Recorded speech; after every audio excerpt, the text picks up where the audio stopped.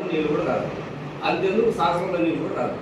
అంత హైవల్లో బతికినారు. అన్టచబిలిటీ అనేది అది ఒకటి. అది మనం చెప్పకపోయినా సొసైటీలో చెప్తూనే ఉన్నారు అది. కానీ ఇలాంటి క్వశ్చన్ల వల్ల మూడోసారి వాటన్నిటిని ఫిల్ చేయకుండా జస్ట్ ఆమోదించేసి మేము ఏకగ్రీవం చేసినాము, పంపించండి అని మాత్రమే పంపించినాము. ఇప్పుడు ఆర్జేఐ వాళ్ళు కాలయాపన చేసి మళ్ళీ లాస్ట్ ఒక 2-3-1 year కానీ వాళ్ళ దగ్గర పెట్టుకోవచ్చు. వాళ్ళని క్వశ్చన్ చేయలేము. ఎన్ని సంవత్సరాలు పెట్టుకున్నా, ఎన్ని రోజులు పెట్టుకున్నా, మీరు ఎన్ని రోజులు పెట్టుకున్నారు అని ఆర్జీఐ అయితే అడగలేదు. అది గవర్నమెంట్ కూడా అడగలేదు. వాళ్ళు మేము స్టడీ చేస్తున్నాము, మేము దాని మీద నిర్ణయం తీసుకుంటాము, చూస్తాము అని చెప్తూనే ఉంటారు. ఇలా కాలయాపన చేసి లాస్ట్కి ఎన్నికొచ్చేటువంటి పరిస్థితులు ఏర్పడుతుంది. ఇలాంటి పరిస్థితులు ఎదురు కాకూడదంటే మేమేం చేయాలి? కరెక్ట్. బుడగజంగ కులము ఎస్సీ జాబితాలో చేర్చే నాటికే రాజ్యాంగ నిర్మాతలు బుడగజంగ కులాన్ని ఎస్సీ జాబితాలో చేర్చేపాటికే మీరు చెప్పిన విషయాలన్నీ ఉన్నాయి. అయినప్పటికీ ఎస్సీ జాబితాలో చేర్చారు. కర్ణాటకలో చాకలి రజక కులం ఎస్సీ, బీహార్లో కూడా ఎస్సీ. వాళ్ళకేం అంటరాంతనం లేదు కదా. అంటరాంతనం లేకపోగా అన్నింటిలో బట్టలు వాళ్ళే ఉతుకుతారు, వాళ్ళు వేసుకుంటారు కూడా కదా. అందరిలో పోతారు, బట్టలు వేసుకుంటారు, వాళ్ళు ఉతికి బట్టలు వేసుకుని కూడా తిరుగుతారు. అంటరాంతనం ఎక్కడ? దేవాలయాల ముందు కాగడ పట్టుకుని తిరుగుతారు వాడు. అంటరాంతనం ఎక్కడ? అయినప్పటికీ ఎస్సీ. అంటరానితనం అన్నది ఒక్క అంశం మాత్రమే ఎస్సీ రిజర్వేషన్. కొంతమంది మాల సోదరులు ఎక్కువగా మాట్లాడతారు ఇది, కొంతమంది మాదిగ సోదరులు కూడా మాట్లాడతారు. అంటరాంతనం ఎవరికి ఉంటుందో వానికి మాత్రం వేస్తేనే తప్పు. అంటరాంతనంలో ఒక ఇంపార్టెంట్ విషయమే, కానీ అదొక్కటే కాదు. సామాజికంగా విద్యాపరంగా వెనుకబడి ఉన్న కులాలలో చాలా ఎక్కువ వెనుకబడి ఉన్న కులాలను ఎస్సీలో చేర్చినారు. నిజానికి అంటరాంతరం ఒక సమస్య కావచ్చు, కానీ బుడగజంగాలు సంచార అర్ధ సంచార తెగలు అసలు వాళ్ళకి సొంత ఊరంటే లేదు. అసలు మనకి గొడ్డురాయి లేదు. అదే చిన్న ప్రాబ్లం కాదు, అది ఒక గుర్తింపే లేదు కదా, ఒక లీగల్ ఐడెంటిటీ ఉండేది కాదు, ఊరే ఉండేది కాదు. మరి ఇది కేవలం ఒక బుడగజంగాల సమస్య కాదు. నిజానికి సంచార అర్ధ సంచార తెగల కొరకే ప్రత్యేకమైన ఒక డిపార్ట్మెంట్ ఉంది మినిస్ట్రీ ఆఫ్ సోషల్ జస్టిస్లో. మనకు కూడా దాంట్లో వస్తుంది. వీళ్ళ సమస్యలు వేరు. ఎస్సీలకు ఉండే సమస్యలు వేరు, ఎస్టీలకు ఉండే సమస్యలు వేరు. ఎస్టీలు కాకుండా మధ్యలో ఉండే తెగలు ఇవి. ఊర్లతో సంబంధం ఉంటుంది కానీ ఏ ఊర్లో ఉండరు. సంచారం చేస్తుంటారు తెగలేరు వీళ్ళు, కానీ పూర్తిగా అడవిలో ఉండరు.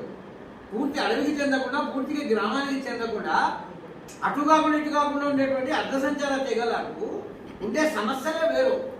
రాజ్యాంగ నిర్మాతలు దాన్ని దృష్టిలో ఉంచుకొని వీళ్ళకి అంటరాంతరం లాంటి సమస్యలు లేకపోయినా వీళ్ళ ఇబ్బందులు చాలా తీవ్రమైనవని గుర్తించే వాళ్లను ఎస్సీ జాబితాలో చేర్చడం జరిగింది. అప్పుడు కూడా అంటరాంతరం లేదు. ఇంకా ఇతర కారణాలు చాలా ఉన్నాయి. ఒక గ్రామానికి అంటుపెట్టుకొని అనుబంధంగా ఉన్నాడు కాబట్టే దళితులు ఆ గ్రామంలో ఉండేటువంటి చచ్చిపోయిన పశువులను ఎత్తేయడము, లేకుంటే వేరే ఇతర వెట్టిచాకిరి పనులు చేసుకుంటూ ఉన్నాడు. దానివల్ల చిన్న చూపు, వివక్ష, అవమానమే ఎదుర్కొన్నాడు. ఎందుకంటే ఊళ్ళోనే ఉన్నావు, ఊరి బయట ఉన్నావు కాబట్టి అవమానమే ఎదుర్కొన్నాడు. ఏ ఊరు లేవానికి ఇంకా అవమానం ఏంటి? ఇప్పుడు బట్టలు ఉన్నవానికి బట్టలు మాసిపోతాయి, బట్టలు లేనివానికి వాడి బట్టలు మాసిపోయి బాధపడుతున్నాడంటే వాడికి బట్టలు ఉన్నాయి, సిరిగిపోయినావో ఏవో ఒకటి. నాకు బట్టలే లేవు, నాకు ఊరే లేదు. ఊరుంటే కదా వివక్ష.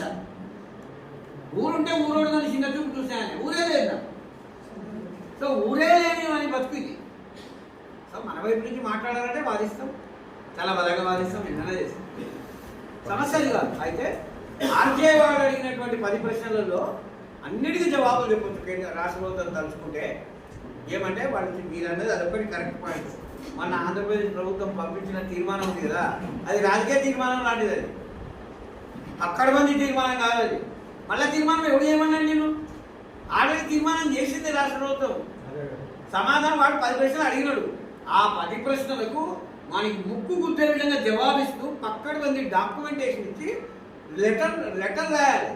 అది చేయకుండా మళ్ళీ ఏమైంది? మళ్ళీ స్టంట్ చేసింది, మళ్ళీ పొలిటికల్ స్టంట్ చేసి అసెంబ్లీలో తీర్మానం పాస్ చేసి మళ్ళీ పంపించినారు. అంటే ఫ్రెష్, అంటే మళ్ళీ మొదటిసారి పంపించినారు. మన పాపని కాపురానికి పంపించినాం, అక్కడ ఏదో సమస్యలు వచ్చింది, ఆమెను పుట్టింటికి పంపించినాం. సమస్యలు ఏమున్నాయి కూర్చోబెట్టి పంచాయతీ చేసి ఆ ప్రశ్నలకి జవాబు చెప్పి వాపసు పంపించాలా, మళ్ళీ పెళ్లి కూతురు మాదిరి ముస్తాబు చేసి మళ్ళీ పెళ్లి చేయాలి. పంచాయతీ చేసి ఏ ప్రశ్నలు ఉన్నాయో ఏ డౌట్ ఉన్నాయో దాన్ని క్లియర్ చేసి మళ్ళీ వాపసు పంపించాలి. కానీ వీళ్ళు ఏం చేశాను, మళ్ళీ ముస్తాబు చేసి మళ్ళీ కొత్తగా పెళ్లి చేసి మళ్ళీ పంపించాడు. అసెంబ్లీ తీర్మానం చేయడం అంటే అదే మన కర్మ. అది సరే పోయి కూర్చొని ఉంటుంది. వాడు అడిగిన ప్రశ్నలకు జవాబు చెప్పురా, వాడి జనాభా లెక్కల్లోనే మనం ఉన్నాము. ఇక మూసుకొని ఉన్నాడు వాడు. యూజ్ చేసుకొని మనోహర్ అంకుల్ గారికి మనం సపోర్ట్ గా ఉండి అందరం కలిసి మన క్యాస్ట్ ని తెచ్చుకోవాలని కోరుకుంటున్నాను. మనకి ఆపర్చునిటీస్ ఎన్నో మనం యూజ్ చేసుకొని యూటిలైజ్ చేసుకొని ఈ క్యాస్ట్ ని విన్ చేసుకోవాలనేసి మన లైఫ్ ని మనం బ్రైట్ ఫ్యూచర్ గా స్ట్రెంత్ అండ్ మన కెపాసిటీని యూజ్ చేసుకొని అన్ని సక్సెస్ఫుల్ గా ఫ్యూచర్ ని మన ఫ్యూచర్ ఇన్హెరిటెన్స్ పిల్లలకి కూడా మన ఇలాంటి సమస్య లేకుండా వాళ్ళు కూడా వాళ్ళ ఫ్యూచర్స్ ని బ్రైట్ గా చేసుకోవాలని కోరుకుంటున్నాను. తల్లిదండ్రులు ఏం చేసినారో జోలు పట్టుకొని ఏదైతే వెళ్ళిపోయారో మళ్ళీ అదే పరిస్థితి మనకు కూడా వస్తుంది. మన చదువుకొని కూడా మళ్ళీ అదే పరిస్థితులు పోవాల్సి వస్తుంది. కంపల్సరీ ఒకే మాట గుర్తుపెట్టుకోండి, పోరాడితే పోయేది లేదు బానిస సంఖ్యలు తప్ప అనే మాట కూడా గుర్తుపెట్టుకొని ఇది మా నాన్న ఏదైతే పిలుపునిస్తాడో ఖచ్చితంగా దాని అంతటికీ మనం సపోర్ట్ చేసి ఆయన సపోర్ట్ చేస్తేనే మనం అందరూ నిలబడతాం. లేదంటే మనం ముందు చెప్పినట్టుగా చాలా బాధపడాల్సి వస్తుంది. సో ఆ పరిస్థితి రాకుండా చూసుకుంటారని మేము ప్రతి ఒక్కరు ధన్యవాదాలు నమస్కారం చేస్తాను. ఎందుకంటే ఉదయం అనేది లేదనేది అసలు కాదు, ఉంది కానీ కొంతమంది ఆపేసినారు అంతే, అంతకుమించి ఏమీ లేదండి. సో ఆ రోజు చూస్ చేసుకుని ఎలా ఉంటుంది జనవరి 26th మనం ధర్నాలు లేకపోతే ఏదైనా పోరాటాలు చేస్తే అది 2 ways ఉన్నాయి సార్. దాంట్లో కూడా 2 ways ఏంటంటే ఒకటి ఏంటంటే రాజ్యాంగానికి అగ్నిష్గా మనం చేసినట్లు ఉంటుంది, ఒకటి అది గవర్నమెంట్ బ్యాడ్ అవుతుంది, అది రాజ్యాంగాన్ని కూడా మనం అవమానించినట్లు అవుతుంది. వాటికి అర్థమైందా? జనవరి 26th అనేది మనం ధర్నా చేసామనుకోండి 2 విధాలు అయిపోతుంది. ఒకటి ఏంటంటే రాజ్యాంగం వ్యతిరేకించినట్లు అవుతుంది, ఇంకోటి ఏంటి రాజ్యాంగ హక్కులు కావాలని కోరుకుంటున్నాం. మీ వర్షన్లో ఏం చెప్తారు సార్? రాజ్యాంగ రిపబ్లిక్ డే రోజు మనం ఎప్పుడు ధర్నా చేయవచ్చు, దానివల్ల ప్రభుత్వానికి నష్టం అవుతుంది. ప్రభుత్వం అధికారులు కూడా బిజీగా ఉండాలి. ఆ రోజు వాటి మీద టైం కేటాయించారు. మీడియాలో కూడా ప్రచారం రాదు. మనం ఏదైతే కోరుకుంటామో అది అస్సలు రాదు, నెగిటివ్ ప్రచారం అవుతుంది. ఒకవేళ ప్రచారం నెగిటివ్ అవుతుంది. ప్రభుత్వానికి మనకు మధ్యలో సంబంధాలు చెడిపోయే అవకాశం ఉంటుంది. మన ప్రోగ్రాంలు వాళ్ళు అడ్డుకొని ఆపడానికి ట్రై చేస్తారు. ఆ క్రమంలో అరెస్ట్ కూడా కావచ్చు. దానివల్ల ఇప్పుడిప్పుడే కొంచెం సిద్ధమవుతున్న మన ప్రజలు భయపడి ఇంకోసారి పిలిస్తే రాకపోవచ్చు. ఇలాంటి నెగిటివ్ ఉంటాయి కాబట్టి మనం అనుకున్న ఫలితం రాదు. కాబట్టి ఆ డేని అవాయిడ్ చేయడమే మంచిదని నా ఉద్దేశం. ఎందుకంటే మన వాళ్ళు పోరాటాలకు లాఠీచార్జీలకు జైళ్లకు సిద్ధమయ్యి అలవాటు పడిన ప్రజలైతే ఏం కాదు, రిపబ్లిక్ డే రోజు కూడా చేస్తున్నాం. కానీ మనం విజయవాడకు పిలిపిస్తే వస్తారో లేదో డౌట్తో ఉన్నాము.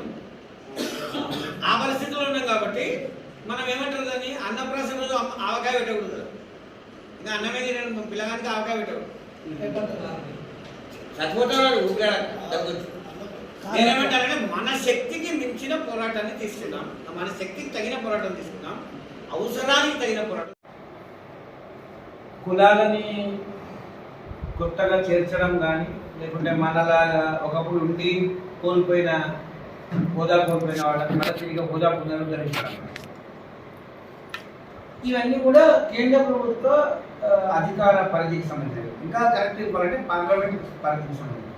ఎందుకంటే కేంద్ర ప్రభుత్వం కూడా సొంతంగా తెలియదు. పార్లమెంట్లో బిల్లు పెట్టాల్సిందే, పార్లమెంట్లో పాస్ అయిన తర్వాత రాష్ట్రపతి ఓకే అయిన తర్వాత అది చట్టంగా మారుతుంది.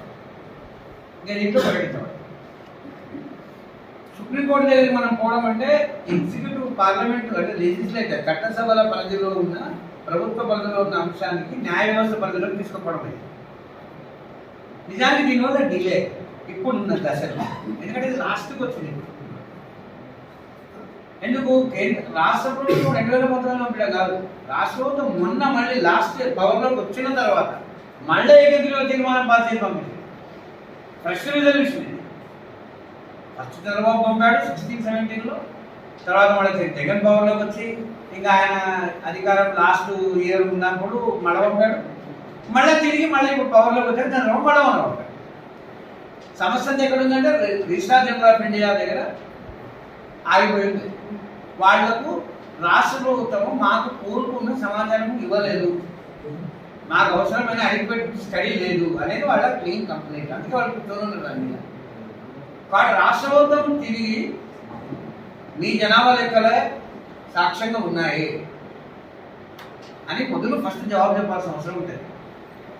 లేదు మాకు అది సరిపోదు, ప్రత్యేకమైన స్టడీ కావాలని వాడు పోతే అప్పుడు వాడు స్టడీ వేయచ్చు. కానీ రాష్ట్ర ప్రభుత్వం ప్రధానమే. అయితే రాష్ట్ర ప్రభుత్వం కేంద్రంలో రాష్ట్రంలో రెండు ఒకటే కూటమి ఉంది కాబట్టి రాష్ట్ర ప్రభుత్వం కనుక నిజంగా సీరియస్గా కమిట్ అయితే ఇది పెద్ద సమస్యనే కాదు. వాళ్ళు దీన్ని సాల్వ్ చేయడం వాళ్ళకి పెద్ద సమస్య. అయితే వాళ్ళు అంత కమిట్ అవుతారు అనేది మనకు తెలియదు. అందుకోసమే ఒత్తిడి చేయాలి. మన చేతిలో ఉన్నది ఏమంటే ఒత్తిడి చేయడమే. అయితే కేంద్రంలో ఇప్పుడు ఆర్జీఐ దగ్గర ఉంది కదా, ఆ ఫైల్ ఎక్కువ రోజులు ఉండదు. వాడు అవునో కాదని ఏదో ఒకటి చేసి పంపించాలి. వాపసు రాష్ట్రానికైనా వాపసు పంపించాలా, లేకపోతే కేంద్రానికైనా సిఫారసు చేయాలి. రెండింటిలో ఏదో ఒకటి ఎక్కువ రోజులు లేట్ చేయలేడు వాడు. ఒకవేళ వాడు లేదు గృహరంగాలు ఆంధ్రప్రదేశ్లో ఉన్నట్టు ఏమో మా దగ్గర ఆధారం లేదు, అందుకే మేము ఇవ్వలేకపోతున్నామని వాడు వాపసు ఇస్తే తప్పనిసరిగా మనం ముందున్న నెక్స్ట్ స్టెప్ పిఐఎల్ మనము పబ్లిక్ ఇంట్రెస్ట్ లిటిగేషన్ బిల్ సుప్రీంకోర్టులో కేసు వేయడమే. మన ఆఖరి అస్త్రం అదే, ఆఖరి ఆయుధం. వాడే స్వయంగా సేకరించిన జనాభా లెక్కల్లో మా కులం ఉందని వాడే చెప్పి ఈరోజు లేదని సమాచారం నివేదిక ఇస్తున్నాడు అని చెప్పి ఇది తప్పు అని మనం కోర్టులో కేసు పిఐఎల్ మన ఆఖరి అస్త్రం. ప్రభుత్వం మనకు అనుకూలంగా ఉంది కాబట్టి ఈ సమయంలో కోర్టు దగ్గరికి పోవడం అంటే ప్రభుత్వానికి కోర్టుకి మధ్యలో వైరుధ్యం వస్తే మనం నలిగిపోతుంది. మేము